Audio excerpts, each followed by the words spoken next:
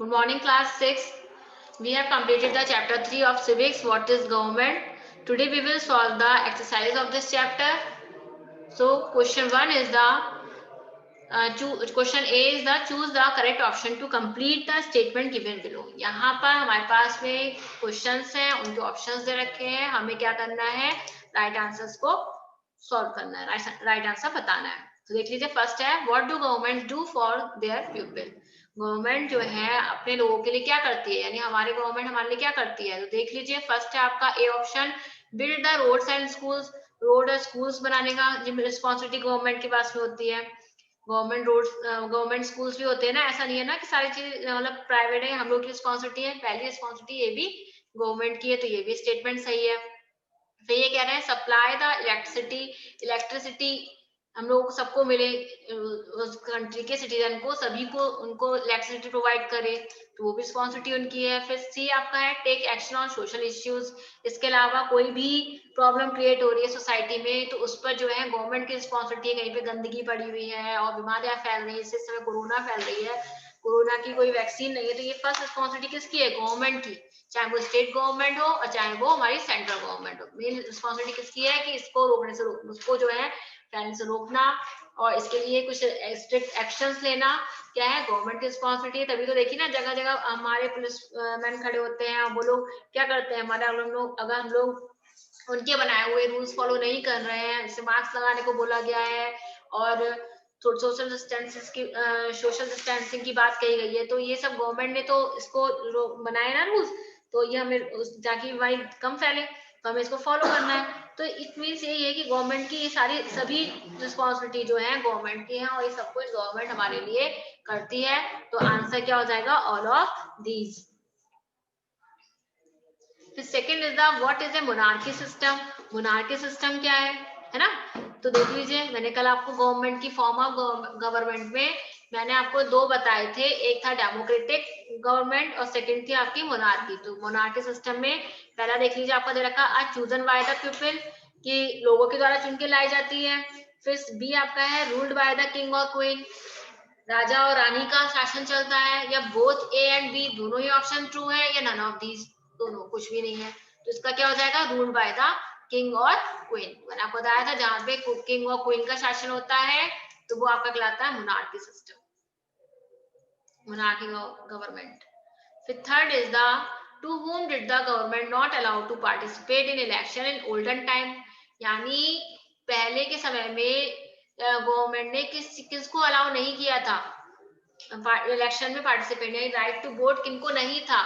तो कल मैंने आपको वुमेन के बारे में बताया था, इसके अलावा और भी बताया था. तो यहाँ पे देखिए ऑप्शन दे रखे हैं हमें, पहला दिया है एजुकेटेड पर्सन, सेकंड दिया है बी पुअर पर्सन, थर्ड हमें दिया है adult, and D1 is the all of these. तो गवर्नमेंट ने किसके लिए किसके पर फाउंडेशन थी, फाउंडेशन आपकी थी पुअर पर्सन पर. जो भी गरीब पर्सन है या वुमेन है, तो उनको कोई राइट्स नहीं था वोट देने का, है ना, पहले, लेकिन आज नहीं. फिर फोर्थ आपका है this type of government is chosen by the people. Government कौन सी गवर्नमेंट ऐसी होती है जो कि लोगों के द्वारा चुन के लाई जाती है, तो वो क्या कहलाती है. तो ए आपका है डेमोक्रेटिक गवर्नमेंट, बी आपका है डिक्टेटरशिप, सी आपका है मोनार्की गवर्नमेंट, और डी आपका है नन ऑफ दीज. तो आपका कौन सा हो जाएगा, डेमोक्रेटिक गवर्नमेंट. ठीक है, जो कि आपकी जनता के द्वारा चुन के लाई जाती है. फिर फिफ्थ आपका है a at which level does a government work. कौन से लेवल पे आके गवर्नमेंट वर्क करती है, मतलब गवर्नमेंट किस तरीके से काम करती है. तो जब मैंने आपको चैप्टर एक्सप्लेन किया था, मैंने स्टार्टिंग में ही बताया था गवर्नमेंट थ्री पार्ट्स में, थ्री लेवल में डिस्ट्रीब्यूट होकर काम करती है. जो आपके कौन से हैं, पहला आपका देखिए यहाँ पे देखा local level, national level, state level. तो तीनों ही है ना, नेशनल स्टेट और लोकल बताया था मैंने, तो तीनों ऑप्शन ट्रू है. तो थर्ड फोर्थ आपका ऑप्शन दे रखा है ऑल ऑफ दीज, तो all of these is the right answer. Next question is fill in the blanks with appropriate words to complete each sentence. अब आपको फिल इन द ब्लैंक्स दे रखी है. पहली फिलअप इन्होंने दी है the government works at different levels at the local level, at the level of state and the blank level. अब यहाँ पे गवर्नमेंट का जो डिफरेंट लेवल में हमें लोकल लेवल दे दिया, स्टेट लेवल दे दिया, कौन सा लेवल रह गया, यस, तो आपका रह गया नेशनल लेवल, तो आपका जो है फर्स्ट फिलअप का आंसर हो जाएगा नेशनल। फिर सेकंड आपका है in a blank the government has to explain its action and defend its decision to the people. तो कौन सी फॉर्म में गवर्नमेंट की क्या ऐसा होता है जिसमें गवर्नमेंट को ही सारे अपने लोगों के लिए सारे डिसीजन लेने पड़ते हैं और लोगों का ही ध्यान रखना पड़ता है। तो जहां पर हर चीज लोगों से, जनता से, पीपल ऑफ द कंट्री से रिलेटेड होती है, वो आपकी कौन सी है? Democracy. In democracy the government has to explain its action and defend its decision to the people. यानी जो भी उसे डिसीजन लिया है, जो काम वो कर रही है, वो सब कुछ उसे जनता के सामने रखने होते हैं। यानी accountable, government is accountable for the people, उनके लिए जवाबदेही होती है हर चीज की। फिर थर्ड आपका है women in the UK got the right to vote in the year. अब यूके में जो वुमेन, यूके यानी यूनाइटेड किंगडम में, तो वहां पर वहां की, मैंने आपको जो कल जो है सफराज मूवमेंट बताया था, वो ऑल ओवर वर्ल्ड की बात की थी, ठीक है। तो उसमें यूके की वुमेन को कब जाके जो है राइट मिला वोटिंग करने का? तो 1928 इज द राइट आंसर। फिर सी फोर्थ आपका है in India before independence only a small minority was allowed to. तो इंडिया में इंडिपेंडेंस से पहले, जब हम लोग आजाद नहीं हुए थे, तब क्या था? सिर्फ बहुत ही कम लोगों को क्या चीज अलाउ थी? टू कोर्ट, यानी कोर्ट जाना बहुत ही कम लोगों को, sorry to vote, allowed to vote यानी वोट करना सिर्फ क्या था? बहुत ही कम लोग क्या कह सकते हैं, सिर्फ किसको था? जितने भी रिच पीपल है उनको, और जो मैन है उनको। तो ये चीज थी इंडिया में। फिफ्थ आपका है blank are also part of the government. तो गवर्नमेंट का पार्ट है तो क्या है? कोर्ट्स, कोर्ट्स भी जो है गवर्नमेंट का ही पार्ट है ना। तो ये आपके आंसर हो जाएंगे। फर्स्ट फिलअप आपकी नेशनल है, सेकेंड आपकी डेमोक्रेसी है, थर्ड आंसर आपका 1928 है, और फोर्थ आपका वोट है, और fifth one is the court. Now on this page there are a match the column। आपका कॉलम ए है और कॉलम बी है। कॉलम ए में आपके डेमोक्रेटिक गवर्नमेंट, सेकंड आपका है कॉलम में आपके 1 2 3 4 5 दे रखे हैं, एंड बी में आपका ए बी सी डी दे रखा है। तो पहले हम देख लेते हैं। डेमोक्रेटिक गवर्नमेंट दे रखी है और India, then adult franchise, Great Britain, parliamentary system. इधर आपका दे रखा है direct form of popular participation, unitary government, fusion of powers and answerability to people and written constitution. तो मैचिंग हमें करनी है, तो देख लेते हैं क्या आंसर्स। डेमोक्रेटिक गवर्नमेंट क्या है? आंसरेबिलिटी टू पीपल, यानी डेमोक्रेटिक गवर्नमेंट को लोगों को जवाब देना पड़ता है कि हम उनकी जो भी काम कर रहे होते हैं वो सब कुछ जनता के सामने रखने होते हैं। फिर इंडिया, सेकेंड है आपका इंडिया। इंडिया में क्या है? इंडिया का रिटन कॉन्स्टिट्यूशन है ना, और रिटन कॉन्स्टिट्यूशन से इंडिया को मैच कर देंगे। थर्ड आपका अडल्ट फ्रेंचाइज। अडल्ट फ्रेंचाइज में क्या होता है? Direct form of popular participation होती है अडल्ट फ्रेंचाइज में। और ग्रेट ब्रिटेन में मतलब direct form of popular participation को किससे मैच कर देंगे हम? अडल्ट फ्रेंचाइज से। इसके बाद में आपका आता है ग्रेट ब्रिटेन। ग्रेट ब्रिटेन में आपका यूनिटरी गवर्नमेंट, जहां पर यूनिटरी गवर्नमेंट है, यूनिटरी गवर्नमेंट यानी मोनार्की सिस्टम है वहां पर, और parliamentary system fusion of power, जहां पर आपकी पार्लियामेंट्री सिस्टम में आपके पावर जो है सब में डिवाइड होती है, सब तरह से वर्क होता है, तो वो आपका पार्लियामेंट्री सिस्टम से आप मैनेज कर देंगे। एक यहाँ पर ये भी वो adult franchise direct form of popular participation, मतलब क्या है? Right to vote.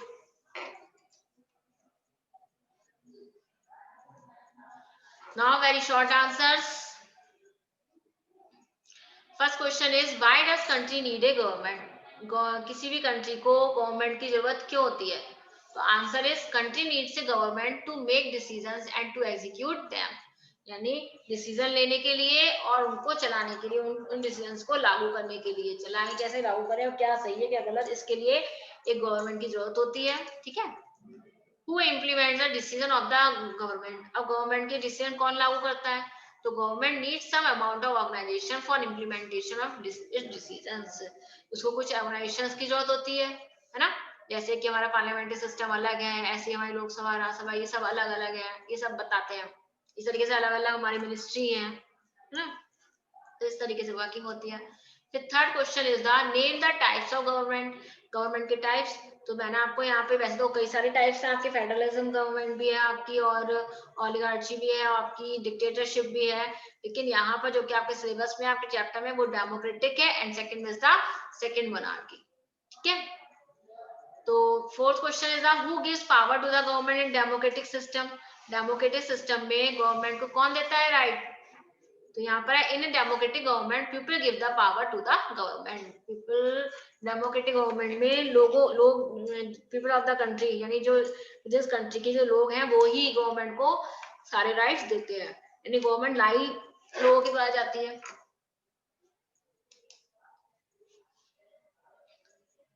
Fifth question is when did America and UK American and UK women get the right to vote? तो देखिए यूके का तो मैंने अभी आपको फिलअप में भी हमने देखा था 1928 है। अमेरिकन वुमेन का देख लेते हैं।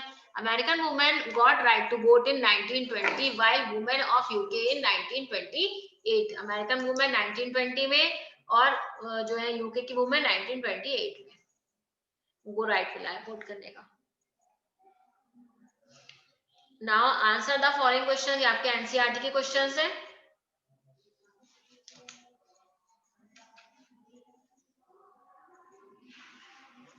So class question 1 is what do you understand by the word government? List 5 ways in which you think the government affects your daily life.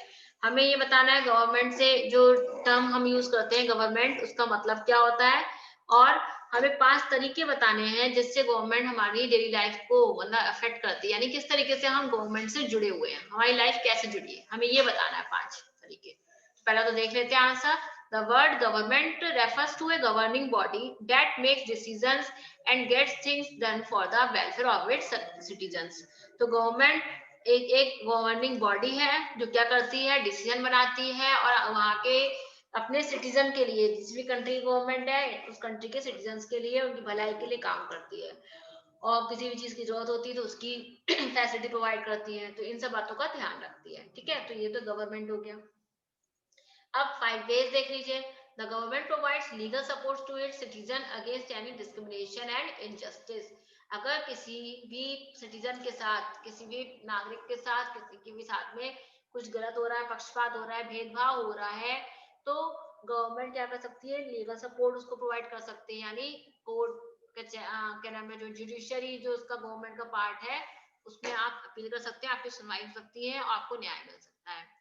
फिर सेकंड आपका तरीका यह है कि इस तरीके से गवर्नमेंट हमारे साथ जुड़ी है ना। फिर second way is it maintains peace and so keep society in order.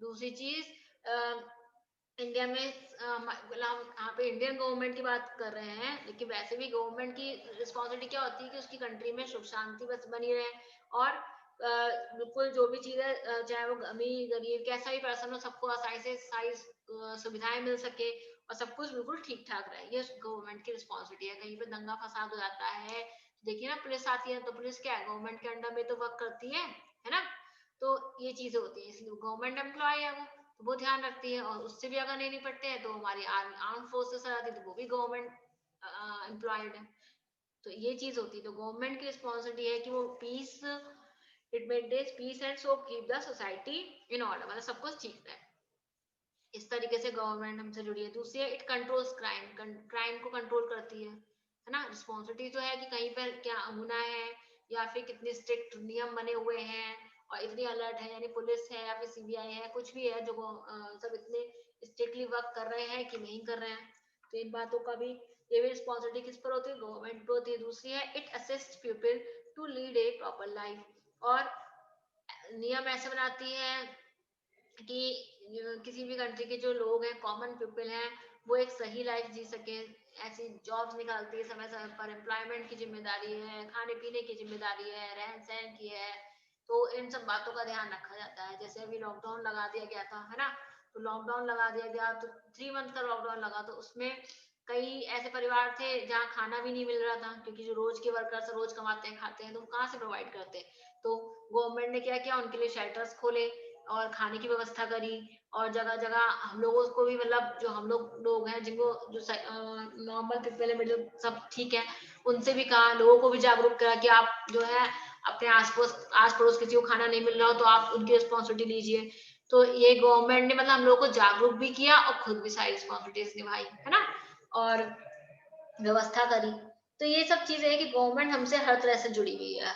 हम एक कंट्री में रह रहे हैं तो हमारी हम कुछ भी करते हैं, और हम जहाँ जॉब कर रहे हैं या किसी स्कूल में ही पढ़ रहे हैं तो इवन एजुकेशन की रिस्पॉन्सिबिलिटी गवर्नमेंट स्कूल्स होते हैं, वो भी रिस्पॉन्सिबिलिटी गवर्नमेंट के अंडर में है। इवन अगर हम अब इस स्कूल में पढ़ रहे हैं तो यहाँ पर पढ़ाई कैसी चल रही है, ये भी सब कुछ सीबीएसई के अंडर में आता है। सीबीएसई क्या गवर्नमेंट की तो एजेंसी है ना, तो कैसी वर्किंग चल रही है, बच्चों को प्रॉपर एजुकेशन मिल रही है कि नहीं मिल रही है, क्लासेस चल रही है, तो ये सब रिपोर्ट हमें देनी होती है। तो वो सब कुछ गवर्नमेंट के अंडर में, गवर्नमेंट को पूरा रिपोर्ट करना होता है। तो सब कुछ हमारे जो है गवर्नमेंट से रिलेटेड है। नेक्स्ट क्वेश्चन, इसके अलावा ये भी, in the events of natural calamities and the government provides all emergency assistance to the affected people. अब वही है, कहीं पर नेचुरल डिजास्टर्स हो जाते हैं, भूकंप आ गया या कभी सूखा पड़ गया, बाढ़ आ गई, तो ये सब क्या है, नेचुरल कैलामिटीज है। तो इनमें भी कई लोग भूखे मरते हैं, तो उस समय भी गवर्नमेंट क्या करती है, उनके रहने का, खाने का, उनके पहनने का, हर चीज की जिम्मेदारी गवर्नमेंट निभाती है। ठीक है, तो ये है। Now question second is, why do you think the government needs to make rules for everyone in the form of laws?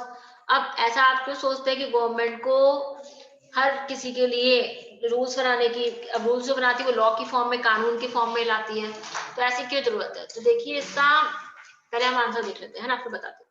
The government needs laws to maintain peace and order in society. Law establishes justice. It is meant to achieve constitutional ideas, example equality and right against discrimination. Law makes it compulsory for people to obey it. Actually क्या होता है, government को जरूरत पड़ती है law कानून बनाने की, क्यों?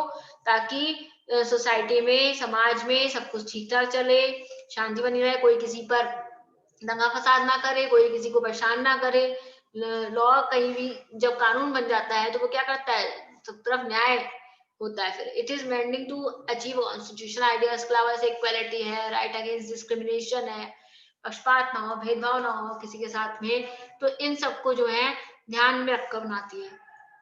तो जो नियम बन जाते हैं, यानी कानून जब बन जाता है तो वो जब कोई भी कानून जो है जब वो बन जाता है तो सब लोगों के लिए कंपल्सरी रहता है उसे मानना।